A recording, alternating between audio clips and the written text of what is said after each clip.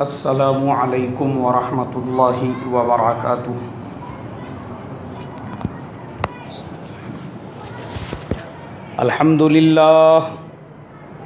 अल्हम्दुलिल्लाहि नहमदुहु व नस्तईनुहु व नस्तगफिरुहु व नुअमिनु बिही व नतवक्कलु अलैहि व नऊज़ु बिल्लाहि मिन शुरूरि अनफुसिना व मिन सय्यिआति अमालिना।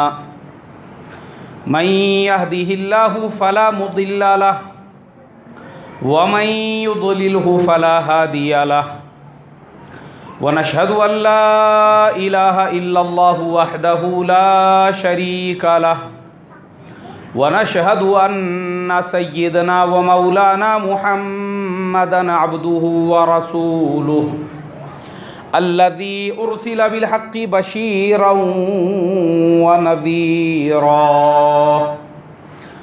अम्मा बअदु फ़क़द क़ालल्लाहु तबारक व तआला अऊज़ु बिल्लाहि मिनश शैतानिर रजीम बिस्मिल्लाहिर रहमानिर रहीम।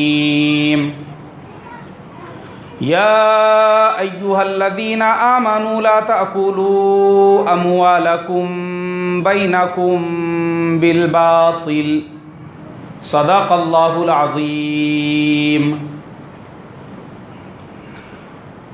मोहतरम भाइयों, बुजुर्गों, दोस्तों, हमारे ज़माने में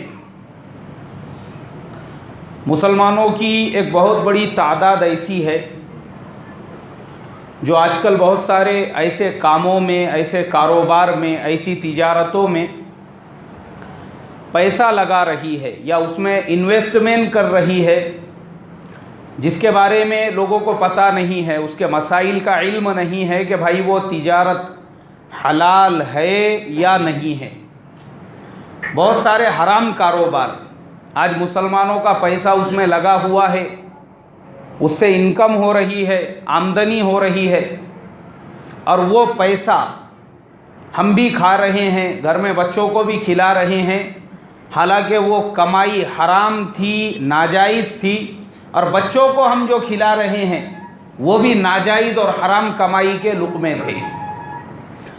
आज के ज़माने में जो लेटेस्ट बिज़नेस, तिजारत, कारोबार,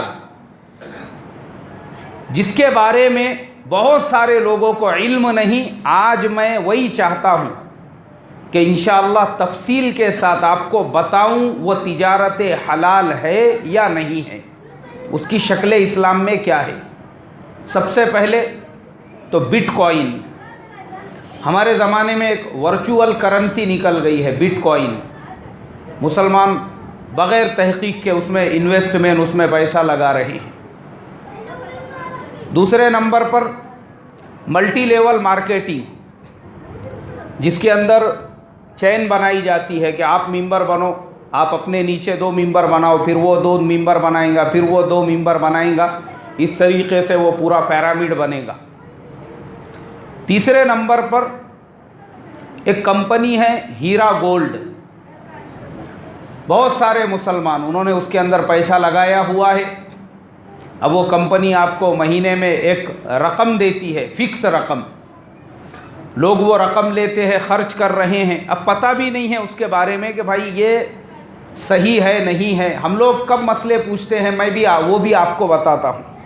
हम लोग मसाइल कब दरियाफ़्त करते हैं? जिस वक्त में हमको लॉस होता है, नुकसान होता है, ख़सारा होता है, उसके बाद हम लोग मसला पूछते हैं। जब हम लोग पैसा लगाते हैं, इन्वेस्टमेंट करते हैं, उस टाइम पे मसला नहीं पूछते। मेरे पास में एक साहब आए, मैं बैठा हुआ था मगरिब के बाद में। बोले मौलाना वो मसला ये था कि एक कंपनी जिन्होंने मुझे कहा था कि भाई आप अगर 1 लाख रुपये इन्वेस्ट करेंगे तो हम आपको हर महीने 5,000 रुपये रिटर्न देंगे। मैंने उसके अंदर 10 लाख रुपये इन्वेस्ट किया था। कंपनी ने मुझे 3-4 महीने 10 लाख रुपये के हिसाब से बराबर रिटर्न दिया। लेकिन अभी मैं 15-20 दिन से वहाँ पे जा रहा हूँ तो उनका शटर लगा हुआ है, ऑफिस बंद है, वहाँ पे कोई भी नहीं है। किसी को फ़ोन कर रहा हूँ तो कोई फ़ोन उठाने के लिए तैयार नहीं है। मैंने कहा भाई आपने जिस टाइम पे 10 लाख रुपये वहाँ पे इन्वेस्ट किए थे, उससे पहले किसी मुफ्ती साहब से, किसी मौलाना साहब से, किसी आलिम साहब से मसला पूछे थे कि भाई मैं यहाँ पे पैसा लगाऊँ नहीं लगाऊँ? नहीं बोले, मैंने तब तो नहीं पूछा। मैं बोला फिर सब होने के बाद अब वो कंपनी फ़ोन नहीं उठा रही है, शटर लगा हुआ है, अब आप मसला पूछने के लिए आए हो क्या ऐसे कंपनी में पैसा लगाना चाहिए या नहीं लगाना चाहिए? ये तो सिरे से गलत है। मसला तो आपने शुरू में पूछना चाहिए था। आज हमारे ज़माने में ये आम हो चुका है, तो इसलिए मैं चाहता हूँ आपको आज ये तीनों कारोबार, तीनों बिज़नेस के बारे में शरई तहक़ीक़ के एतबार से इनकी क्या हैसियत है वो बताऊँ, क्योंकि ये कारोबार भी वो है जिसमें मुसलमानों का करोड़ों रुपया लगा हुआ है और लोग बग़ैर तहक़ीक़ के इसमें पैसा लगा रही है। सबसे पहले हम लोग लेते हैं बिटकॉइन को। बिटकॉइन क्या है? बिटकॉइन एक वर्चुअल करेंसी है, उसकी कोई शक्ल नहीं है, कोई सूरत नहीं है, वो नज़र नहीं आती हमको। एक वर्चुअल करेंसी है जो आज से चंद साल पहले जब वो मार्केट में आई थी वर्चुअल करेंसी, उस वक्त में उसकी कीमत सिर्फ $5 हुआ करती थी। अपने इंडिया के हिसाब से वो टाइम पे 250 रुपये।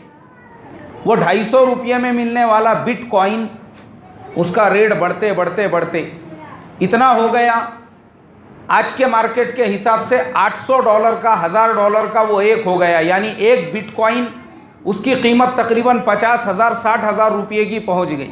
हालांकि आज से चंद साल पहले जब वो बिटकॉइन मार्केट में आया था, उसकी कीमत कितनी हुआ करती थी? 250 रुपये, यानी $5 का वो एक था। उसकी कीमत इतनी ज़्यादा बढ़ गई, अब लोगों ने उसमें पैसे लगाना भी शुरू कर दिए, उसमें इन्वेस्टमेंट करने लगे बिटकॉइन बिटकॉइन बिटकॉइन के नाम से। बहुत सारे मुसलमानों ने भी उसमें पैसा लगाए, अब उसमें खसारा भी हो गया, बिटकॉइन नीचे आ गया तो बहुत सारे लोगों को लाखों करोड़ों का नुकसान भी हो गया उसके अंदर।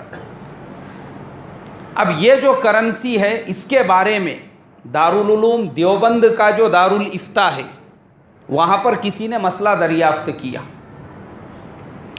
और उसके अलावा मेरे पास में जो फतवे हैं वो यूके की जो उलमा काउंसिल है, मुफ्ती मोहम्मद इब्ने आदम साहब जो इंग्लैंड के रहने वाले हैं, एक तो मेरे पास उनका फतवा है, दूसरे दारुल उलूम देवबंद का फतवा है। उन्होंने ये कहा है कि देखो हम जो करेंसी इस्तेमाल करते हैं, जैसे मिसाल के तौर पे नोट इस्तेमाल करते हैं, 500 की नोट है, 2000 की नोट है, 1000 रुपये की नोट है, ये नोट की जो कीमत है वो सिवाय कागज़ के टुकड़े के कुछ भी नहीं है। अभी जैसे हम लोगों ने देखे होंगे, आज से 1 साल पहले गवर्नमेंट ने रात में ऐलान कर दिया कि भाई आज से 500 और 1000 की करेंसी बंद। उसके बाद में वो 500 और 1000 की जो नोट थी उसकी हैसियत सिवाय एक कागज़ के टुकड़े के और कुछ रह गई थी क्या? आज जो भी करेंसी हमारे पास है, चाहे 10 का नोट हो, 50 का नोट हो, 100 हो, 500 हो, 2000 हो, इसकी जो कीमत है वो सिर्फ इसलिए है क्योंकि गवर्नमेंट ने उसके ऊपर आपके साथ में एक इकरार किया हुआ है। और गवर्नमेंट का इकरार आपको हर नोट पे मिलेगा, उस पर लिखा हुआ होता है कि मैं धारक को 500 रुपये अदा करता हूँ, या मैं 5000 रुपये अदा करता हूँ, या 2000 रुपये अदा करता हूँ, या जो भी नोट की कीमत होंगी उसके ऊपर ऐसा लिखा हुआ होता है। और उसके नीचे मुल्क के जो रिज़र्व बैंक के गवर्नर है उनके दस्तखत होते हैं। मतलब वो गारंटी लेते हैं कि देखो ये जो कागज़ नज़र आ रहा है, इसकी जो वैल्यू होंगी वो 500 रुपये के बराबर होंगी। तुम कोई भी दुकान पे जाकर इसके ज़रिए से इतना इतना सामान ख़रीद सकते हैं, मैं गारंटी लेता हूँ। एक गवर्नमेंट का आदमी उसकी गारंटी लेता है। तो इसके लिए वो जो कागज़ का टुकड़ा होता है उसकी कीमत या तो 10 रुपये की होती है, या तो 50 रुपये की होती है, 100 रुपये, 500 रुपये या 2000 रुपये। अगर गवर्नमेंट उस कागज़ के टुकड़े पर से अपना हाथ पीछे खींच ले तो फिर वो कागज़ का टुकड़ा सिर्फ क्या बाकी रह जाएगा भाई? कागज़ का टुकड़ा। लेकिन बिटकॉइन जो है उसकी कोई गारंटी, किसी मुल्क की गवर्नमेंट ने उसकी गारंटी नहीं ली हुई है। वो खुद ब खुद ऑनलाइन शुरू हुआ और उसकी कीमत बढ़ने लगी। तो दारुल उलूम देवबंद ने ये कहा है कि बिटकॉइन का ख़रीदना और बेचना दोनों भी हराम और नाजायज़ है। दोनों भी क्या है मुसलमान के लिए? हराम और नाजायज़ है। किस लिए नाजायज़ है? इसलिए कि हम जो करेंसी हमारे चलन में है वो हमको नज़र आती है और एक गवर्नमेंट ने उसकी जिम्मेदारी ली हुई है, लेकिन जो बिटकॉइन वर्चुअल करेंसी है उसकी किसी ने भी जिम्मेदारी नहीं ली हुई है। अब लोग उसके ऊपर सट्टा खेल रहे हैं, जुआ चल रहा है उसके ऊपर, और वो जुए की चक्कर में वो 250 रुपये का यानी $5 का जो बिटकॉइन था वो आज 800-900 डॉलर का हो चुका है। उसका वैल्यू जो है 50,000 60,000 रुपये जो हो गया 250 रुपये के बिटकॉइन का, वो सिर्फ इसलिए कि लोग उसके अंदर क्या कर रहे हैं? जुआ खेल रहे हैं, सट्टा खेल रहे हैं, उसकी कोई कीमत नहीं है।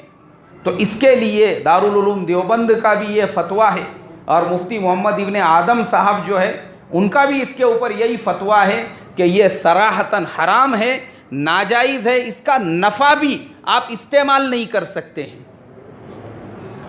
अब मैंने जो आपको बताया ये तो शरीयत की बात हो गई, उलामा के फतवे हो गए, दारुल उलूम देवबंद का फतवा हो गया, मुफ्ती मोहम्मद इब्न आदम का फतवा हो गया। लेकिन अब मैं आपको गवर्नमेंट का भी इसके ऊपर क्या रोल है और गवर्नमेंट का भी इसके ऊपर क्या कानून है वो भी बताना ज़रूरी समझता हूँ। हमारी गवर्नमेंट ने बाज़ाब्ता ऐलान किया कि इंडियन कानून के हिसाब से बिटकॉइन की ख़रीद व फ़रोख्त ये बिल्कुल इल्लीगल है, इसकी गवर्नमेंट की तरफ से कोई इजाज़त नहीं है। अगर कोई ख़रीदता और बेचता होगा वो ज़िम्मेदार रहेगा, हम ज़िम्मेदार नहीं रहेंगे।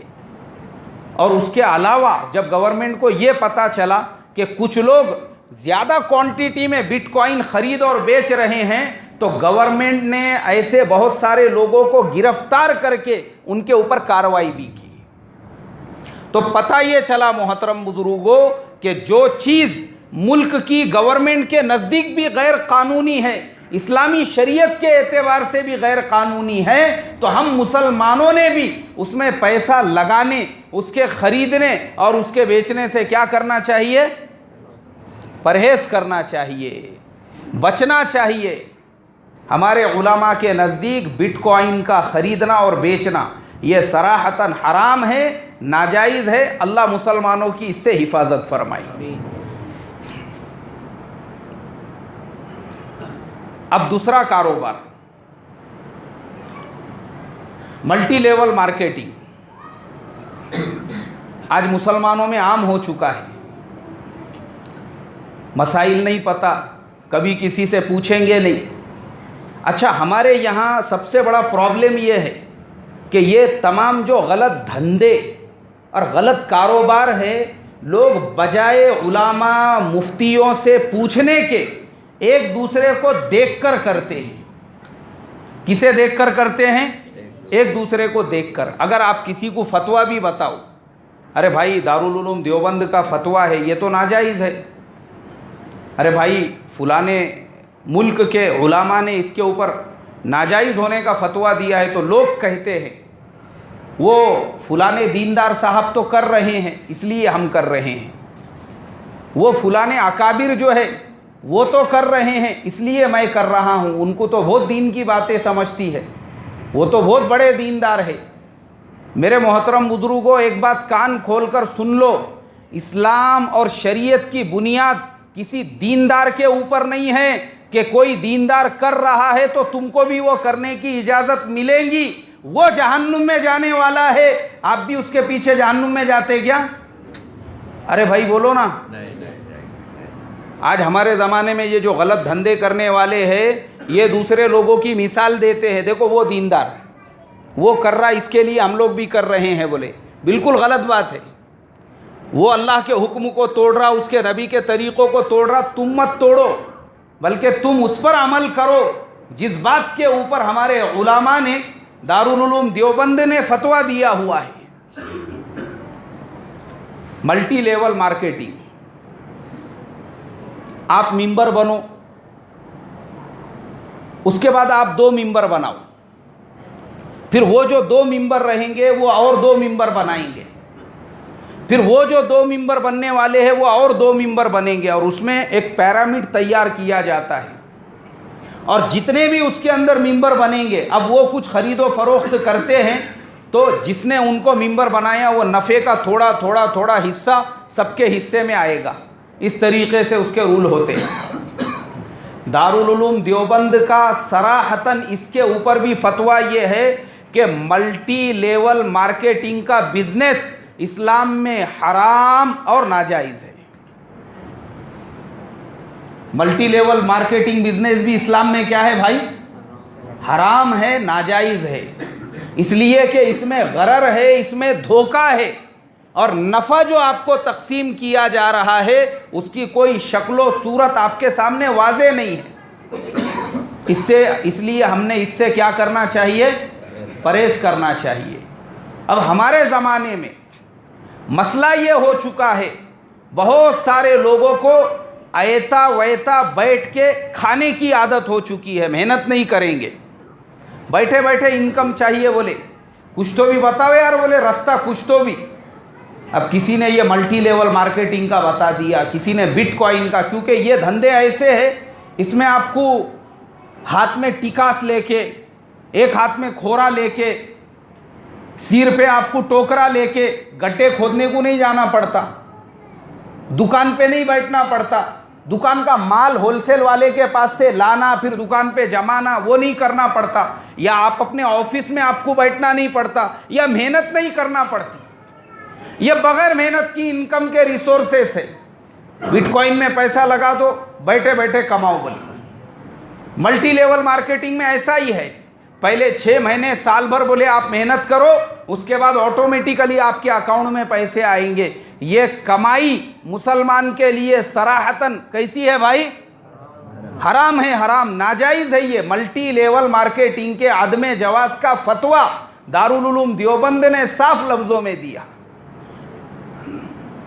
तो इसके लिए अगर आपके पास कोई ऐसी स्कीम लेकर आए, कोई ऐसा बिजनेस लेकर आए, अरे भाई देखो मैंने एक नया फार्मूला लेकर आया हूं बोले, और मैं अब तुमको वो फार्मूला बताता हूं कि ऐसा ऐसा बिजनेस है, उसमें आपको 1500 रुपये भर के, 1000 रुपये भर के, 2000 भर के मेंबर बनना है, उसके बाद आप 2 मेंबर बनाओ, फिर वो 2 मेंबर बनाएंगे, फिर वो 2 बनाएंगे। इस तरीके से बिजनेस फैलता जाएगा, और एक वक्त ऐसा आएगा 6 महीने और साल भर के बाद आपको कुछ करने की ज़रूरत नहीं है। तो आज का इंसान वही चाहता है, अरे कुछ करने की ज़रूरत नहीं, मतलब बैठे बिठा इनकम का एक ज़रिया हो रहा है। ये नाजायज़ है। ये मुसलमान की शान देखो, सहाबा के ज़िंदगियों को, हज़रत अकील रज़ी अल्लाह ताला अन्हु दोनों पैरों से माजूर थे, दोनों पैरों से, और एक हाथ से माजूर थे, सिर्फ एक हाथ उनका काम करता था, उसके बावजूद मेहनत का, मशक्क़त का ऐसा जज्बा था उनके अंदर कि ग़ज़वे तबूक के मौके पर जब अल्लाह के नबी ने ऐलान किया, हज़रत अकील रज़ी अल्लाह ताला अन्हु यहूदी के बाग में उसके खजूरों के दरख्तों को पानी देकर वहाँ से कुछ खजूरें जमा करके लेकर आ गए। मेहनत का जज्बा। हमारे मियाँ भाई आज 12:30 बजे तो उठते हैं, हाँ फ़ोन करे, अरे मेरा पानी गर्म हो रहा, बोले मैं ज़ोहर के पहले निकलता नहीं घर से, नाश्ता करके। अच्छा कितने बजे करते? 1:30-2 बजे करता, बोले मैं नाश्ता। ये आज हमारा मुसलमानों का हाल है ये। और वो हज़रत अकील रज़ी अल्लाह ताला अन्हु दोनों पैर से माजूर, एक हाथ से माजूर। अल्लाह के नबी ने पूछा, अकील ये खजूर कहाँ से लेकर आए? उन्होंने कहा, ए अल्लाह के नबी सल्लल्लाहु अलैहि वसल्लम, मैं यहूदी के बाग में गया, मैं एक हाथ से वो रस्सी को खींचता था और फिर उसको अपने दांतों में पकड़ लेता था, फिर आगे के सिरे को खींचता था और काय में पकड़ लेता था? दांतों में पकड़ लेता था, फिर खींचता था। इस तरीके से वो जो डोल था नीचे का वो ऊपर आता था और बागों को पानी दिया जाता था। इस तरीके से मैं एक डोल के बदले में मुझे एक खजूर मिली तो मैं कई डोल उसके बाग को पानी दिया और ये खजूरें जमा करके लेकर आया हूँ। अल्लाह के नबी सल्लल्लाहु अलैहि वसल्लम ने हज़रत अकील रज़ी अल्लाह ताला अन्हु की वो मेहनत की जो कमाई थी, इतनी मशक्क़त से कमाई हुई, उसको सारे जो माल था उसके ढेर के ऊपर रख दिया ग़ज़वे तबूक के लिए। अब देखो उसमें कैसे कैसे सहाबा का माल था लगा हुआ। हज़रत अबू बकर सिद्दीक़ रज़ी अल्लाह ताला अन्हु का पूरा घर का माल उसके अंदर था। हज़रत उमर फ़ारूक रज़ी अल्लाह ताला अन्हु के आधे घर का माल उसके अंदर लगा हुआ था। और दूसरे सहाबा हज़रत उस्मान गनी रज़ी अल्लाह ताला अन्हु के ऊँटों का एक काफ़िला आया, उसका पूरा माल उसमें था। और हज़रत अब्दुर्रहमान इब्न औफ़ रज़ी अल्लाह ताला अन्हु ने कहा, ऐ अल्लाह के नबी, रात में ही मुल्क शाम से मेरा एक तिजारत का काफ़िला लौटा है, वो पूरा क्या पूरा माल उन्होंने लगा दिया। लेकिन इतने मालों के ऊपर अल्लाह के नबी ने हज़रत अकील रज़ी अल्लाह ताला अन्हु के माल को क्या दी भाई? तरजीह दी, उसको सबसे ऊपर रखा। कहा कि ये माल सबसे ज़्यादा कीमती है अल्लाह के नज़दीक। सहाबा में ऐसा जज्बा था। और हमारे नौजवान बालिग हो चुके हैं, डिग्रियां आ चुकी है, हट्टे कट्टे ताकतवर है, नौकरी करने को तैयार नहीं। अरे जाना बाबा जॉब के ऊपर, बोले यार वो मेरे लेवल का काम मिल रहा नहीं मेरे को, इसके लिए अब्बा की कमाई पे अभी तक टुकड़े तोड़ रहा। बोले नहीं। अरे गए नहीं थे तुम इंटर, क्या उनको 15,000 ही देते? बोले उन्होंने मेरा लेवल कम से कम 50,000 का है। बोले मैं बोला अच्छी बात है, बात करेंगे, उनके सीईओ की कुर्सी खाली करके डायरेक्ट आपको वहाँ पे बिठा देंगे। हमारे ज़माने के नौजवान मेहनत करने को तैयार नहीं। अरे भाई होटल के काउंटर पे बैठ, दुकान के काउंटर पे, अब्बा तुम्हारी उम्र चले गई बोले इसमें, ये होटलों के काउंटर पे, ये पान के दुकान के काउंटर पे, ये फल फ्रूट के गाड़े पे, ये किराना दुकान पे, ये मैं बैठने वाला नहीं। हंसेंगे मेरे ऊपर पूरे मोहल्ले के लोग। मोहल्ले का एकदम मैं आइडियल नौजवान हूँ बोले। बच्चे लोग मेरे को देख के टी शर्ट पहनते, मेरे को देख के मेरे जैसी बॉडी बनाने की कोशिश करते, और मैं ऐसा होटलों के और फ्रूट के और किराना दुकान पे बैठूंगा, मेरी कोई इज्जत रहेंगी क्या? बोले क्या करता भाई फिर? अरे भाई बोलना क्या करता क्या तू? क्या तेरे वास्ते कोई एक आधा एसी का ऑफिस खोल के देंगे कि बैठ अपने दोस्तों को लेके वहाँ मजलिस लगा के? नौजवान मेहनत करने को तैयार नहीं हमारे ज़माने के। उनको गाड़ा खींचने में शर्म आती है, होटल के काउंटर पे बैठने में शर्म आती है, किराना दुकान के काउंटर पे बैठने में शर्म आती है, मेहनत मजदूरी का काम करने में शर्म आती है। और इसमें शर्म नहीं आती कि 70 साल का बूढ़ा बाप रिक्शा चला के घर में पैसे लेकर आ रहा है और ये अपना दोनों आस्तीन चढ़ा के चुर के खा रहा है उसकी कमाई। नहीं आप शर्म नहीं आती। मैं बहुत बेशर्म बन जाता बोले खाते टाइम पे। हाँ इधर उधर देखता नहीं, मस्त अपना नीचे मुंडी झुका के चुर के अपना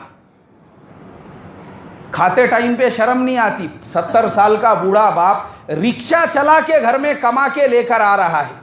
60-70 साल का बूढ़ा बाप हम्माली करके, मजदूरी करके, लोगों के यहाँ पे नौकरी करके वो कमा के ला रहा है। तो जवान बच्चों को वो खाने में शर्म नहीं आ रही, मगर काम करने में शर्म आ रही है। होटल का काम अपने लेवल का नहीं, दुकान पे बैठने का काम अपने लेवल का नहीं, गाड़ा खींचने का काम अपने लेवल का नहीं। रिक्शा चलूंगा हंसेंगे लोग मेरे ऊपर, कोई बात नहीं है। स्पाइस जेट वालों से बात करेंगे, हमारे ये बच्चे को जो है पायलट बोल के रखो बोल के, क्या करेंगे? अब बेचारा रिक्शा चलाने को तैयार नहीं तो क्या करेंगे? और वहाँ पे हज़रत अकील रज़ी अल्लाह ताला अन्हु दोनों पैरों से माजूर, एक हाथ से माजूर, एक हाथ काम करता था। देखो उनकी मेहनत और सहाबा का मुजाहिदा, उसके ऊपर उन्होंने यहूदी के बाग को पानी देकर मुट्ठी भर के खजूर जमा करके लेकर आए। 2 बिजनेस मैंने बता दिया जिसके बारे में दारुल उलूम देवबंद ने अदम जवाज़ का फतवा दिया। एक तो बिटकॉइन और दूसरे मल्टी लेवल मार्केटिंग। तीसरा जो आज मुसलमानों में आम हो चुका है, यह है हीरा गोल्ड में इन्वेस्टमेंट करना। बहुत बड़ी तादाद आपको मुसलमानों की ऐसी मिलेंगी। अरे बोले वो एक कंपनी निकले हुई है हीरा गोल्ड, उसके अंदर 1 लाख रुपये लगाने का, महीने को कुछ 3-4 हज़ार रुपये वो लोग देते हैं बैठ के खाने का अपना। अरे भाई आपने किसी मुफ्ती से, किसी आलिम से इसके बारे में फतवा दरियाफ्त किए? नहीं, फतवा क्या पूछने का, वो कुरान के रोशनी में कारोबार करते हैं। बोले सरासर गलत बात है, झूठ बात है। साफ लफ्ज़ों में दारुल उलूम देवबंद ने और बॉम्बे में मुफ्ती जुनैद साहब, उन्होंने और बहुत सारे हिंदुस्तान के उलामा ने हीरा गोल्ड में पैसा लगाना और बैठे बैठे उनकी कमाई खाना, इसको हराम और नाजायज कहा है। आज हमारे ज़माने में मसला पूछने को तैयार नहीं है कौम। लगा दिए हीरा गोल्ड के अंदर, गए कभी आप उसके कंपनी में, कोई कारखाने के अंदर, वो लोग क्या बनाते हैं, क्या बेचते हैं, नहीं मालूम ही नहीं है, खाली पैसा लगा दिए एक मर्तबा। मैं अभी जुमा की नमाज से पहले, मतलब अभी बयान से पहले, मुफ्ती जुनैद साहब का फतवा पढ़ते बैठा था। मुफ्ती जुनैद साहब ने बड़े तफसील के साथ एक एक पॉइंट के ऊपर डिटेल में रोशनी डालकर उन्होंने कहा कि हीरा गोल्ड में पैसा लगाना और उसकी आमदनी खाना क्यों हराम है, उसकी वजूहात लिखी है। उसके जो लॉजिकल पॉइंट्स है वो मैं आपको बताता हूं तो आपके समझ में आएगा। पहली चीज मुफ्ती जुनैद साहब ने लिखा कि पार्टनरशिप के जो उसूल है, मुजारिबत, अगर एक आदमी पैसा लगा रहा है, दूसरा मेहनत कर रहा है, उसको इस्लामी शरीयत में मुजारिबत कहते हैं। मिसाल के तौर पर अब जो आदमी उस कंपनी में पैसा लगाने वाला है उसको मुजारिबत कहते हैं कि आपने उस कंपनी में पैसा लगा दिए। अब इस्लामी शरीयत के एतबार से उसका उसूल ऐसा है कि नफ़ा और नुकसान दोनों में आप बराबर के शरीक रहेंगे, दोनों में। मैं ये मसला मेरे को लगता है जुमा के अंदर भी इससे पहले 2-4 बार बता चुका हूँ मैं पार्टनरशिप के मसाइल में। अब ये जो कंपनी है ये आपको कहती है कि हम आपको सिर्फ नफ़ा देंगे और वो भी फिक्स देंगे। कंपनी ने एक नफ़ा फिक्स किया हुआ है 3,000, 3,500 या जो भी है, लेकिन नफ़ा आपको हर महीने मिलेगा। नुकसान तो आपको हो ही नहीं रहा है, नफ़ा ही मिल रहा है। तो ये सूरत सराहतन सूद वाली और इंटरेस्ट वाली हो रही है। फिर ये आपके लिए कैसे जायज़ होगा? फिर आगे मुफ्ती जुनैद साहब ने दूसरा पॉइंट लिया। उन्होंने कहा कि कंपनी में मान लो आप 1 लाख रुपये इन्वेस्ट करते हैं, 5 लाख रुपये इन्वेस्ट करते हैं और आपने जब कंपनी से एग्रीमेंट ख़त्म कर दिया कि भाई अब मुझे मेरे पैसे निकालना है, तो कंपनी ये कहती है कि आपने जितने दिन 5 लाख रुपये रखे थे उतने दिनों में जो नफ़ा आपको हर महीने मिला वो तो मिलता रहा, लेकिन जब आप एग्रीमेंट ख़त्म कर रहे हैं उसके बाद में जितने पैसे आपने लगाए थे वो पूरे आपको मिल जाएंगे। 1 लाख के 1 लाख मिलेंगे, 5 लाख के 5 लाख आपको मिलेंगे। ये सूरत भी नाजायज़ वाली है। इसलिए कि अगर आप किसी के पास साथ में पैसा लगा रहे हैं, उसकी सूरत अब मैं आपको एकदम आम लफ्ज़ों में बताता हूँ। मिसाल के तौर पे आपने एक बिल्डर के साथ में पैसा लगाई, बिल्डर के साथ, कोई भी घर वगैरह बना के बेचने वाले के साथ में। अब आपने उसको 10 लाख रुपये दिए, उसने आपके 10 लाख रुपये में एक जगह ख़रीदा, वहाँ पे एक छोटा सा मकान बनाया। अब आपने अचानक में उसको बोल दिए एक दिन, अरे भाई मुझे मेरे 10 लाख रुपये वापस चाहिए। अब मुझे आप बताओ वो बिल्डर क्या करेगा? अरे भाई क्या करेगा? वो तो आपको यही बोलेगा ना कि भाई आपने जो पैसा दिए थे मैं अभी फ़ौरन आपको वापस नहीं दे सकता, इसलिए कि आपके दिए हुए पैसे में मैंने क्या किया, एक जगह ख़रीदा, मैंने एक घर बनाया, अब मैं उसको बेचूंगा और बेचने के बाद फिर हमको पता चलेगा कि 10 लाख जो आपने लगाए थे उसमें हमको नफ़ा हो रहा है या हमको नुकसान हो रहा है। मान लो अगर किसी ने 10 लाख लगाया था और उसमें वो घर उसने बना के 15 लाख में बेचा, तो दोनों को कितने का नफ़ा हो गया? 5 लाख रुपये का। अब दोनों 2.5 लाख रुपये के या जो भी परसेंटेज तय किए थे उसके हिसाब से नफ़ा मिलेगा। यहाँ पे कंपनी ये कहती है जब आप पैसे वापस लेंगे, फौरन जब आप बोलेंगे जब आपको आपके पैसे वापस मिलेंगे, और कंपनी ये कहती है कि हम आपका पैसा सोने में लगा रहे हैं, तो जब हमारा पैसा सोने में लग रहा है तो कंपनी ने यह कहना चाहिए कि भाई अभी आपके पैसे में हमने इतना इतना माल खरीदा हुआ है। जब तक वो बिकता नहीं, वो बिकेगा, उसके बाद हमको समझ में आएगा कि आपके पैसे में हमको नफ़ा हुआ या नुकसान हुआ। अगर नफ़ा हुआ तो नफ़ा जैसा हमारा उसूल है उसके हिसाब से तकसीम होगा, और नुकसान हुआ तो आपने 5 लाख दिए थे, 5 लाख आपको पूरे नहीं मिलेंगे, जो नुकसान है वो कट के आपके पैसे आपको बाकी के मिलेंगे। तो ये बात सराहतन शरीयत के उसूल के ख़िलाफ़ हो रही है। इसलिए मेरे मोहतरम बुजुर्गों, जितने भी मुसलमानों ने इन तरीक़ों से इन्वेस्टमेंट किया, चाहे वो बिटकॉइन में आपने पैसा लगाया हो, चाहे आप मल्टी लेवल मार्केटिंग करते हो, या चाहे आपने हीरा गोल्ड में इन्वेस्टमेंट किया हो, तो याद रखो हमारे उलामा ने और दारुल उलूम देवबंद ने उसके हराम और नाजायज़ होने का फतवा दिया है। हीरा गोल्ड से जो इनकम हमको हो रही है, भले हम उसको हलाल समझे, लेकिन हम अपने और अपनी औलाद के पेट में हराम के लुक़मे डाल रहे हैं। पैसा लगाना ही जब जायज़ नहीं है तो उसका नफ़ा जायज़ हो सकता है क्या?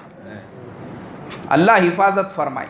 और होता ये, मैं फिर अब जो बात मैंने एकदम शुरू में कहा था वापस से बोलूँगा, क्योंकि बयान ख़त्म करने से पहले, हमारे यहाँ पे सबसे बड़ा मसला, चाहे हीरा गोल्ड में पैसा लगाना हो, मल्टी लेवल मार्केटिंग हो, या बिटकॉइन कोई भी चीज़ हो, लोग बजाय उलामा से पूछने के वो लोग ये दलील देते हैं, देखो वो फुलाने हाजी साहब, उन्होंने तो हीरा गोल्ड में पैसा लगाया हुआ है, देखो वो फुलाने ज़िम्मेदार साहब, उन्होंने तो हीरा गोल्ड में पैसा लगाया हुआ है, देखो वो फुलाने दीनदार साहब, उन्होंने तो हीरा गोल्ड में। अरे भाई, अल्लाह के दीन की जो बुनियाद है शरीयत की, वो किसी हाजी साहब पर, किसी ज़िम्मेदार साहब पर, किसी दीनदार साहब पर नहीं है। इस्लाम की बुनियाद और शरीयत के मसाइल की जो बुनियाद है वो कुरान और हदीस के ऊपर है।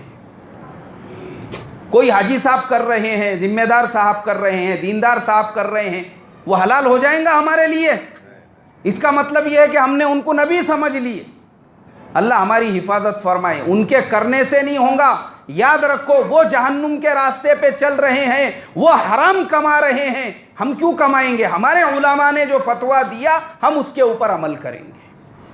इसके लिए मोहतरम बुजुर्गों, अल्लाह के वास्ते किसी दीनदार को देखकर, किसी हाजी साहब को और किसी जिम्मेदार को देख के अमल मत करो। किसको देखकर अमल करेंगे? कुरान और हदीस को। कुरान और हदीस में तहकीक करो ये कारोबार हलाल है या नहीं है। अल्लाह तबारक व तआला मुसलमानों के जान की, मुसलमानों के माल की और मुसलमानों के हर एक चीज़ की हिफाजत फरमाए।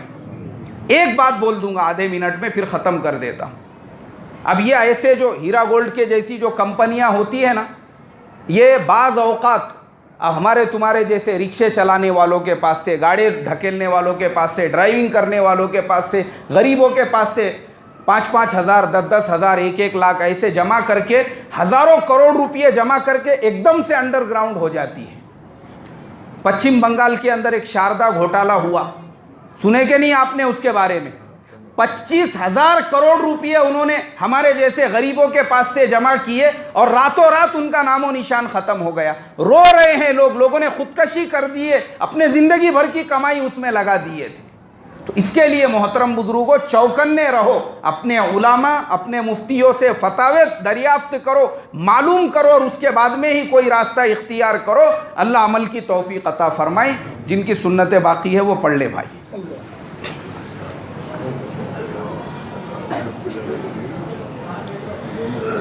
Thank you.